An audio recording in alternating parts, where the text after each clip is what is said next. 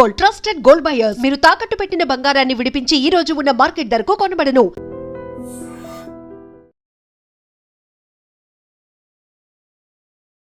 నమస్కారం, welcome to I dream. ధర్మ మార్గం విత్ విజిత కార్యక్రమానికి స్వాగతం.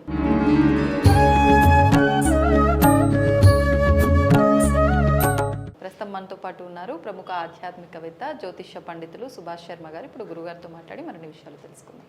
నమస్కారం గురుగారు. శ్రీమాత్రేనమండి. గురుగారు, చాలా మందిలో చూస్తూ ఉంటాము, ఒక పెద్ద సమస్య ఏంటి ప్రస్తుతము అని అంటే మతిమరుపు.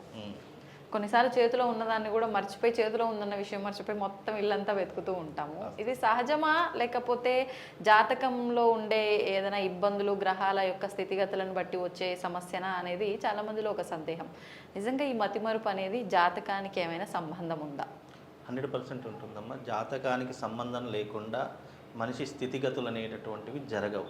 నిజానికి ప్లానటరీ పొజిషన్ అనేటటువంటిది, గ్రహ గతులు అనేటటువంటివి దాన్ని బేస్ చేసుకుని మనిషి యొక్క భూత భవిష్యత్ వర్తమానాదులన్నీ కూడా నిర్ణయించబడతాయి.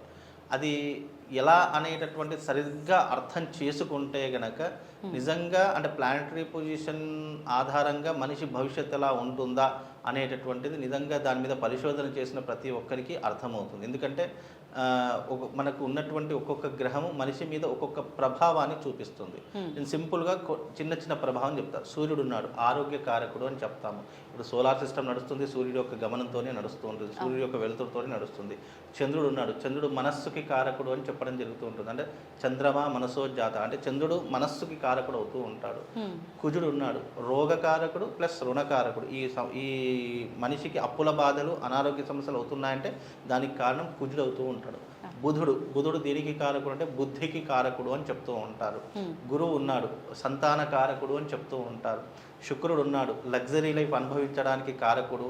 అలాగే కళత్ర కారకుడు, భార్యాభర్తల మధ్య అన్యోన్యతకు కారకుడు అయినటువంటి వాడు కుజుడు అని చెప్తాము, శుక్రుడు అని చెప్తాము. అలాగే శని ఉన్నాడు, కర్మకారకుడు అని చెప్తాం. మనిషి జీవితంలో అనుభవిస్తున్న కష్టాలు, నష్టాలు, బాధలు, దుఃఖాలు ఇవి దేని ఆధారంగా వస్తాయంటే శని యొక్క ఆధారంగా వస్తూ ఉంటాయి. కాబట్టి శని దానికి కారకుడు అంటారు. రాహుకేతువులు ఉన్నారు. రాహు ఇది ఏం చేస్తాడంటే మాయా ప్రపంచాన్ని సృష్టిస్తూ ఉంటాడు. ఒక మనిషికి ఇదిగో వస్తుంది, అదిగో వస్తుంది, పక్క వాళ్ళ మీద ఆధారపడటము, లేదా ఎవడో ఏదో చేస్తాడో అని భ్రమలో ఉంటాను చూసారా. ఎగ్జాంపుల్గా మీరు ఒకరికి సహాయం అడిగారు, అబ్బా ఇతడు నాకు క్లోజ్ ఫ్రెండ్ కాబట్టి సహాయం చేస్తాడు, తప్పకుండా అయిపోతుంది, ఎంతోమందికి చేశాడు. కానీ మన దాకా వచ్చేసరికి మనం భ్రమలో ఉంటాము, అరే చేస్తాడేమో అనే భ్రమలో ఉంటుంది. దానికి కారణం, దాన్ని మాయాలోకము అంటారు. ఈ మాయకు కారణం ఎవరు అని అంటే రాహు అవుతూ ఉంటాడు. కేతు ఉన్నాడు, కేతు జ్ఞానకారకుడు ప్లస్ మోక్షకారుడు. కేతు దశలో ఉన్నప్పుడు భక్తి భావన పెరుగుతూ ఉంటుంది. దైవత్వం మీద ఎప్పుడూ కూడా దైవాన్ని నమ్మనటువంటి వాడు కూడా ఒక్కసారిగా రియలైజ్ అయిపోయి భక్తి మార్గంలో వెళ్ళిపోతూ ఉంటారు. చాలామంది జీవితాల్లో చూస్తాం, అసలు దేవుడు అంటే నమ్మకం లేనటువంటి వాడు కూడా ఒక సడన్ ఆఫ్ స్టేజ్ వచ్చేసరికి తప్పకుండా అతనికి భగవంతుడు ఒక మార్గాన్ని, ఒక జ్ఞానాన్ని ఇస్తూ ఉంటాడు. అదే కేతు మహర్దశ. ఇలా ఒక్కొక్క గ్రహము ఒక్కొక్క దాని మీద, అంటే ఒక్కొక్క మనిషి జీవితం మీద ఒక్కొక్క రకంగా వాళ్ళ మీద ప్రభావం చూపిస్తూ ఉంటుంది. మతి మరుపుకి కారణం ఏమవుతుంది అని అంటే గనక బుధుడు కానీ లేదా రాహు కానీ ఈ రెండు గ్రహాల యొక్క కారణం చేత మనకు మతి మరుపు ఎక్కువగా రావడం, లేదా మనిషి లోపల బాధలు, ఇబ్బందులు, ఆలోచనలు ఇవన్నీ కూడా విపరీతంగా పెరిగిపోయినప్పుడు ఏమవుతుంది అని అంటే కనుక మన మెదడు మీద ఎక్కువగా స్టెయిన్ అయిపోయి మనం ఏ వస్తువు ఎక్కడ పెట్టామో మర్చిపోతాం. ఒక్కొక్కసారి సెల్ ఫోన్ అనుకోండి మన జేబులోనే ఉంటుంది, కానీ మనం మర్చిపోయి దానికోసం వెతకడం ప్రారంభం చేస్తూ ఉంటాము. అలాగే చిన్న చిన్న అంటే డబ్బు మనం ఎక్కడో పెడతాము, ఎక్కడో వెతుకుతూ ఉంటాము. రాత్రి పెట్టింది పొద్దున మర్చిపోయేటటువంటి స్థితిగతులు మనిషి మీద చాలా ప్రభావితం చూపిస్తూ ఉంటాయి. ఇది మతిమరుపు అనే దానికంటే మనిషికి ఆలోచనలు ఎక్కువ కావడం వల్ల, స్ట్రెస్ ఎక్కువ కావడం వల్ల, లేదు టెన్షన్స్, మానసిక ఒత్తిడి ఇవన్నీ పెరగడం వల్ల ఏమవుతుందంటే మతిమరుపు ఆటోమేటిక్గా పెరిగిపోతూ ఉంటుంది. ఈరోజు బయటకు వెళదాం అనుకుంటాము, అంత రెడీ అవుతాము, ఏదో ఒక వస్తువు ఇంట్లో మర్చిపోతాం, లేదా కార్ కీస్ మర్చిపోతుంటాము, సెల్ ఫోన్స్, చిన్న చిన్న వస్తువులే, కానీ దానివల్ల సమయం ఆలస్యం అయిపోవడము, లేదు అని అంటే కనుక దానివల్ల మనకు జరగవలసిన పని ఆలస్యంగా జరిగిపోవడము, ఇలాంటివి ఎన్నో రకాలైనటువంటి ఇబ్బందులు దీనివల్ల పడతాము. ప్లానటరీ పొజిషన్ ఆధారంగా చేసుకుంటే, గ్రహగతుల ఆధారంగా చేసుకుంటే కనుక రాహు యొక్క సమస్యలు ఎక్కువగా ఉన్నా, లేదు శని యొక్క సమస్యలు ఎక్కువగా ఉన్నా, బుధుడి యొక్క సమస్యలు ఎక్కువగా ఉన్నా, ఇవి ఎక్కువగా మతిమరుపు రావడానికి ప్రధానమైనటువంటి కారణాలుగా గుర్తించడం జరుగుతుంది అకార్డింగ్ టు ఆస్ట్రాలజీ. కనుక ఇవి ఆస్ట్రాలజీ ప్రకారం ఇలాంటి ఇబ్బందులు ఎవరికైనా ఉంటే కనుక యోగా చేసుకోవడం, మెడిటేషన్ చేసుకోవడము, లేదా ఓంకార నాదాన్ని ప్రతిరోజు 108 సార్లు స్మరణ చేసుకోవడం, అంటే ఏకాగ్రత పెరగడానికి. అందుకే మన పూర్వకాలంలో ఏకాగ్రత పెరగడానికి ధ్యానం ఎక్కువగా చేసేటటువంటి వారు, యోగా ఎక్కువగా చేసేటటువంటి వారు. అలాగే ప్రశాంతమైనటువంటి ప్రదేశంలో 10 నిమిషాలైనా కూర్చుండి ప్రశాంతంగా మౌనవ్రతం చేసేటటువంటి దాఖలాలు ఉండేటటువంటి. ఇవన్నీ ఎందుకు అంటే మనిషి మీద చైతన్యం పెరగడానికి, ఏకాగ్రత పెరగడానికి, ఆలోచనలు, బుద్ధి ఇవన్నీ కూడా సక్రమార్గంలో నడవడానికి, ఇవన్నీ కూడా చేసేటటువంటి ప్రయోజనాలు గతంలో ఉండేటట్టు. ఇప్పుడు కూడా మతి మరుపు ఎవరికైనా ఉంది అని అనుకుంటే ఖచ్చితంగా స్నానం చేసిన వెంటనే మీరు ఒక 10 నిమిషాలు కానీ లేదా ఒక హాఫ్ అన్ అవర్ కానీ చక్కగా ధ్యాన ముద్రలో కూర్చోండి, యోగ సాధనలో కూర్చోండి. ఇలాంటి సాధన చేయడం వల్ల మనిషికి కంట్రోల్ పవర్ పెరుగుతుంది, అలాగే ఆలోచన విధానం పెరుగుతుంది, అలాగే ఏకాగ్రత, చిత్తశుద్ధి ఇవన్నీ కూడా పెరుగుతాయి. మతి మరుపుని తగ్గించుకోవడానికి, మతి మరుపుని నియంత్రణ చేసుకోవడానికి ఇది ఒక సరైనటువంటి సాధన అని పతాంజలి యోగ సూత్ర సాధనలో ఇవి కూడా చెప్పడం జరిగింది. మతి మరుపు అనేటటువంటిది అకార్డింగ్ టు ఆస్ట్రాలజీ ప్రకారం చూసుకున్నా, మనిషి యొక్క స్థితిగతులను చూసుకున్నా ఇది ఎక్కువగా ప్రభావం మనిషి మీద చాలా మట్టుకు చూపిస్తుంది. ఇలాంటి మతిమరుపు కారణాల వల్ల చాలామంది నష్టపోయినటువంటి వాళ్ళు కూడా చాలామంది ఉన్నారు. అంటే డబ్బులు ఇచ్చి నష్టపోవడం, లేదా ఎక్కడైనా ఏదైనా వస్తువు పెట్టి నష్టపోవడము, లేదు అని అంటే కనుక గతంలో జరిగినటువంటివన్నీ కూడా ఈ ట్రాన్సాక్షన్ విషయాలు కావచ్చు, లేదు అని అంటే కనుక ఎవరికైనా ఇచ్చినటువంటి వస్తువులు కావచ్చు, ఇవి మర్చిపోయినటువంటి వాళ్ళు కూడా చాలామంది ఉన్నారు. అలాంటి వారికి ఈ సాధన అనేటటువంటిది ఉపయోగపడేటటువంటి అంశాలు చాలా మట్టుకు ఉంటాయమ్మా. ఇప్పుడు మీరు అన్నట్టుగా ఈ ఓంకారం చేయడము అని అంటే ఇది ప్రతి ఒక్కరూ చెయ్యొచ్చు అంటారా? 100% చేసుకోవాలి. ప్రతి ఒక్కరు, పుట్టిన ప్రతి మనిషి చేసుకోవాల్సిందే. అంటే ఓంకార శబ్దం అనేటటువంటిది యూనివర్సల్. మీకు ఈ సృష్టిలో మొట్టమొదట ఉద్భవించినటువంటి నాదం ఓంకార నాదమే.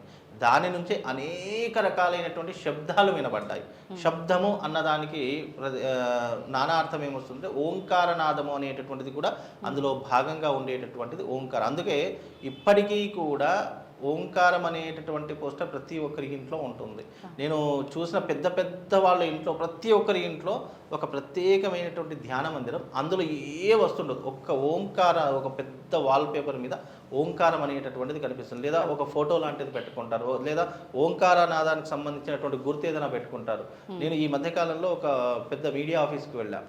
అక్కడ ఒక క్యాబిన్ ఉంది. ఆ క్యాబిన్లో ఏం లేదండి, ఒక్క ఓంకారానికి సంబంధించి ఒక పోస్టర్ తప్ప. అంటే సింబల్ ద్వారా కూడా వైబ్స్ 100% సింబల్ ద్వారా 100% వైబ్స్ ఉంటాయి. సింబల్ అనేటటువంటిది ఏంటి అంటే ఏకాగ్రతను పెంచేటటువంటిది అని అర్థం.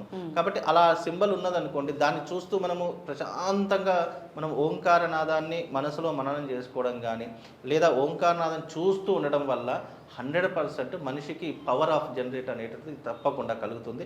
మతి మరుపుని, స్ట్రెస్ని తగ్గించేటటువంటి విధానం కూడా. ఎందుకు అనంటే మతి మరుపు దేనికి వస్తుంది? ఆలోచనలు పెరిగిన కొద్దీ మతి మరుపు ఎక్కువ అవుతుంది. అలాంటి ఆలోచన విధానాన్ని తగ్గించుకొని మనకున్నటువంటి విధానాన్ని పెంచుకోవడానికి 100% ఇది ఉపయోగపడేటటువంటి సాధన. ఓంకారనాదం అనేది ఒకటే కాదు, మీకు ఏది ప్రశాంతమైనటువంటి వాతావరణాన్ని ఏర్పరుస్తుందో ఆ రకమైనటువంటి జీవితాన్ని అలవాటు చేసుకోండి. అంటే బికాజ్ కొంతమందికి యోగా, కొంతమందికి ఓంకారం, కొంతమందికి మెడిటేషను, కొంతమందికి వాకింగ్, కొంతమందికి జాగింగ్, కొంతమందికి ఉదయాన్నే లేవడం, బ్రహ్మ ముహూర్తంలో లేవడము, ఇలా కొన్ని ప్రక్రియలు మన జీవితంలో అలవాటైతే గనక మనకు మతిమరుపు తగ్గేటటువంటి అవకాశాలు ఉంటాయి. కనుక మతిమరుపు ఉన్న ప్రతి ఒక్కరికి కూడా ఈ విధానాల్లో మీకు ఏది అలవాటు అవుతుంది, మీరు ఏది చేయగలుగుతారు అనేటటువంటిది మీరు నిర్ణయం చేసుకొని ఇలాంటి సాధన చేసుకోండి. మతిమరుపు ఉన్న వాళ్ళకి ఇది మతిమరుపు తగ్గుతుంది. మతిమరుపు ఉంది కదా అని చెప్పి ప్రతి ఒక్కరు డాక్టర్ల చుట్టూ, హాస్పిటల్ చుట్టూ తిరిగే బదులు సెల్ఫ్గా మనల్ని మనం కంట్రోల్, నియంత్రించుకునేటటువంటి శక్తిని మనం అలవాటు చేసుకుంటే 100% మన జీవితంలో మతిమరుపు అనేటటువంటిది ఉండదు. ఇది విద్యార్థుల విషయంలో కూడా వర్తిస్తుంది అంటారు. ఎక్కువగా అంటే పరీక్ష సమయాల్లో అప్పటి వరకు గుర్తుండి కరెక్ట్గా ఆ ప్రశ్నకు ఆన్సర్ రాసే సమయం వచ్చేసరికి మర్చిపోతుంటారు. నేను కూడా చాలాసార్లు మర్చిపోయాను ఎగ్జామ్ రాసేటప్పుడు. కాకపోతే అప్పుడు మా గురువు గారు చెప్పింది ఏంటి అని అంటే కనుక, అంటే ఇప్పుడు వేద విద్య చేసుకునేటటువంటి సమయంలో మాకు బ్రహ్మముహూర్తంలో లేపేటటువంటి వారు. అలాంటి సమయంలో మేము బ్రహ్మముహూర్తంలో లేపి చాలా మటుకు చదువుకునేవాళ్ళు. కానీ మాకు ప్రతి 3 నెలలకు ఒకసారి, లేదు 6 నెలలకు ఒకసారి ఎగ్జామ్ పెట్టేవాళ్ళు. అప్పటి వరకు చాలా చదువుకునేది. ఎగ్జామ్ పేపర్ మొత్తం మైండ్లో నుంచి అంతా డిలేట్ అయిపోయే పరిస్థితులు ఏర్పడేటటువంటి విధానాలు ఉండేవి. అప్పుడు మా గురువుగారు ఒక చక్కని ఒక పాఠం చెప్పారు. ఏంటి అని అంటే కనుక, మీకు మర్చిపోయేటటువంటి విధానాలు మీకు అలవాటు అవుతున్నాయి అంటే మీ యొక్క ఏకాగ్రత మరోవైపు పెడుతున్నారు. అంటే మీ చిత్తశుద్ధి మరోవైపు ట్రాన్స్లేట్ అవుతుంది. మీ యొక్క ఆలోచనలన్నీ కూడా ఆ సమయానికి వచ్చేసరికి వేరే వైపు డైవర్ట్ అవుతున్నాయి. అలా డైవర్ట్ కాకుండా మీరు యోగ సాధన కానీ ఓంకార నాదాన్ని కానీ ఎవ్రీడే 5 మినిట్స్ మీరు చేయవలసింది. అది చేసిన తర్వాతే మీకు విద్యాభ్యాసం అని చెప్పేవాళ్ళు. అలా మాకు ఆయన చెప్పినటువంటి అంశం చాలా మట్టుకు ఉపయోగపడింది. అంటే అది ఏకాగ్రత చిత్తశుద్ధిని పెంచేటటువంటిదని అప్పుడు అర్థమైంది. అందుకే దాన్ని ఆధారంగా చేసుకొని ఇప్పుడు ఈ రోజున అందరికీ చెప్తున్నాం. విద్యార్థులకైతే మరీ ఎక్కువ, విద్యార్థులకు అంటే ఎవరైతే చదువుకున్నటువంటి విద్యార్థులు లేదా రాబోయే ఇప్పుడు 10th అయిపోయి ఇంటర్లోకి అడుగు పెడుతున్నటువంటి వారు, ఇంకా పై చదువులు చదువుకునేటటువంటి వారికి లేదా ఏకాగ్రత పెరగడానికి ఇది ఒక సాధనలా పనిచేస్తుంది. మనిషి జీవితంలో మంచి విద్యాభ్యాసం నేర్చుకోవాలి అని అనుకుంటే తప్పకుండా మీరు ఉదయం, అది కూడా పొద్దునే 3 గంటలకు లేవాల్సిన అవసరం లేదు, కనీసం ఒక 5 గంటలకైనా లేచి 5 నుంచి 6 గంటల వరకు ఆ ఒక్క గంట సేపు మీరు సమయాన్ని కేటాయిస్తే రాబోయే 23 గంటలు మీ బ్రెయిన్ స్టెయిన్ కాకుండా ఆ యొక్క శబ్దం అనేటటువంటిది మిమ్మల్ని రక్షిస్తుంది, లేదా యోగ సాధన అనేటటువంటిది మిమ్మల్ని రక్షిస్తుంది. కాబట్టి విద్యార్థులకే కాకుండా ఎవరైతే మానసిక ఒత్తిడిని ఎక్కువగా అనుభవిస్తున్నారో అలాంటి వారు ఇంట్లో కూర్చుండి చేసుకోవాల్సినటువంటి చక్కని సాధన. ఈ సాధన చేసుకుంటే మతిమరుపు అనేటటువంటిదే రాదు, ఇంకా మీకు ఆలోచనలు పెరుగుతాయి. ఎలాంటి ఆలోచనలు? ఏం చేస్తే మనకు బాగుంటుంది, ఏం చేస్తే కలిసి వస్తుంది, లేదా జీవితంలో ఇంకా కొత్త ఆలోచనలు ఏమైనా చేసుకుంటే మన భవిష్యత్తు మారబోతుందా అనేటటువంటి కొత్త కొత్త ఆలోచనలు కూడా మన మనిషి మెదడులోకి వచ్చి కొత్త రూపకల్పన చేయడానికి నాంది పలుకుతూ ఉంటారు. కాబట్టి చాలా అంటే ఇలాంటి అంశాలు ఎవరికి అర్థం ఉంటుంది? గొప్ప గొప్ప వాళ్ళు, మంచి స్టేటస్ అనుభవిస్తున్నటువంటి వాళ్ళు, కష్టపడి ఎవరైతే పైకి ఎదిగారో అలాంటి వారికి ఖచ్చితంగా ఇలాంటివి అర్థం అవుతాయి. అంటే మనిషి సాధన చేస్తే భవిష్యత్తులో ఎలాంటి ఒక ఉన్నతమైనటువంటి స్థాయికి చేరుకోగలుగుతాడనేటటువంటిది ప్రతి ఒక్కరికి ఉన్నతమైనటువంటి స్థాయికి చేరుకోవాలంటే ఫస్ట్ ఇక్కడ ఈ 2 ప్రదేశాల్లో ఖాళీగా ఉండి ఆలోచించేటటువంటి విధానాలు అలవాటైతే తప్పకుండా ఆ మనిషి ఉన్నత శిఖరాలను అధిరోహిస్తాడని శాస్త్రం పేర్కొన్నటువంటిది. అలాగే గ్రహగతులు కూడా దీనికి ఆధారంగా ఉంటాయి కాబట్టి దాన్ని కూడా జయించడానికి ఈ పరిష్కారం సరిపోదు. దీనికి పూజలు చేయాలి, యజ్ఞయాగులు చేయాలి అవసరం లేదు. ప్రతిరోజు మీ జీవితంలో ఒక గంట సమయం, లేదా గంట సమయం లేదు, హాఫ్ అన్ అవర్, ఒక 30 నిమిషాలైనా సమయాన్ని కేటాయించే ప్రయత్నం చేయండి. మతి మరుపు అనేటటువంటిది మన దగ్గరికి రాదు. మతి మరుపు వల్ల చాలామంది కొన్ని రకాలైనటువంటి జీవితాన్ని కోల్పోయినటువంటి వాళ్ళు, సంసార జీవితాన్ని కానీ, ఫైనాన్షియల్ ఇబ్బందులు కానీ, లేదు మానసిక ఒత్తిడి కానీ, ఇలాంటివి కోల్పోయిన వాళ్ళు చాలామంది. అలాంటి వాళ్ళకి ఇది ఒక రియలైజేషన్గా, ఇది ఒక పరిష్కార మార్గంగా వాళ్ళకు సూచించబడటం జరుగుతుంది. కాబట్టి ఈ రకమైనటువంటి విధానాన్ని అలవాటు చేసుకోండి. విద్యార్థులకైనా సరే, ఈ స్ట్రెస్ ఉన్నటువంటి వాళ్ళకి, మానసిక ఒత్తిడి ఉన్నటువంటి ప్రతి ఒక్కరికి ఇది ఉపయోగపడుతుందమ్మా. ధన్యవాదాలు గురుగారు.